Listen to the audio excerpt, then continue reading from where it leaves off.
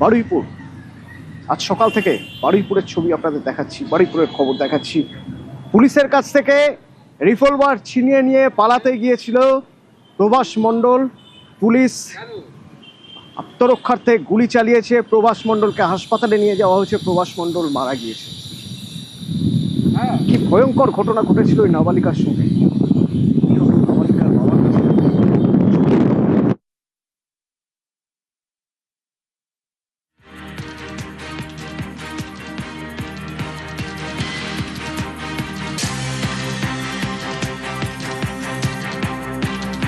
সরকারের পুরো রাস্তা ভরসা আছে।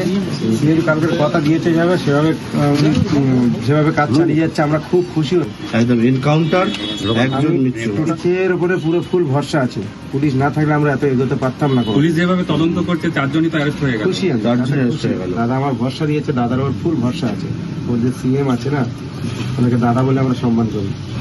দাদা ফুল ভরসা দিয়েছে, ওনার ওর ফুল বিশ্বাস, আশা, ভরসা সব আছে। সরকারের পুরো রাস্তা ভরসা আছে। সিএম কালকের কথা দিয়েছে সেভাবে উনি যেভাবে কাজ চালিয়ে যাচ্ছে আমরা খুব খুশি। একদম এনকাউন্টার, একজন মৃত্যু। পুলিশের উপরে পুরো ফুল ভরসা আছে। পুলিশ না থাকলে আমরা এত এগোতে পারতাম না। পুলিশ যেভাবে তদন্ত করছে 4 জনই তো অ্যারেস্ট হয়ে গেল। খুশি আমি, দাদা আমার ভরসা দিয়েছে, দাদার ওর ফুল ভরসা আছে। ও যে সিএম আছে না, ওনাকে দাদা বলে আমরা সম্মান করি। দাদা ফুল ভরসা দিয়েছে, ওনার ওর ফুল বিশ্বাস, আশা, ভরসা সব আছে। ঠিক কি ঘটনা ঘটেছিল, ঘটনা পরম্পরা পরপর যদি সাজাতে হয়, রিকনস্ট্রাক্ট করতে হবে, ঘটনার পুনর্নির্মাণ করতে হবে, ঘটনাস্থলে নিয়ে যেতে হবে যারা ওই ঘটনার সঙ্গে যুক্ত তাদের।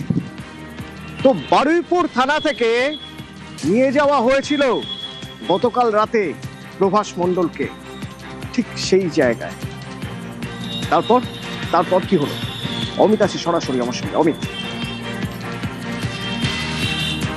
এই প্রভাস মণ্ডল যাকে জেরা করে বা যার কাছ থেকে সমস্ত তথ্য উঠে এসেছিল কিভাবে নাবালিকাকে ঝুপড়ির ঘরে নিয়ে যাওয়া হয়েছিল এবং পরপর যে ঘটনাক্রমগুলো ঘটেছিল সমস্ত প্রভাস মণ্ডলের কাছ থেকে জেরায় উঠে এসেছিল, এবং সেই তথ্যের ভিত্তিতে রিকনস্ট্রাকশন বা ঘটনা পুনর্নির্মাণ করার জন্য গতকাল রাতে বারুইপুর থানার পুলিশ আধিকারিকরা প্রভাস মণ্ডলকে নিয়ে একদম পৌঁছে গিয়েছিল সূর্যপুরে যে ঘটনাস্থল, অর্থাৎ সেই ঝুপড়ি এবং জলাশয় সংলগ্ন এলাকাতে। এবং সেখানে গিয়ে যে অভিযোগ উঠে আসছে, সেখানে গিয়ে রিকনস্ট্রাকশন বা পুনর্নির্মাণ করার ঠিক আগেই কর্তব্যরত পুলিশ অফিসারের কাছ থেকে রিভলভার ছিনিয়ে নেন প্রভাস মণ্ডল এবং গুলি চালায় পুলিশকে লক্ষ্য করে এবং পালিয়ে যাওয়ার চেষ্টা করে।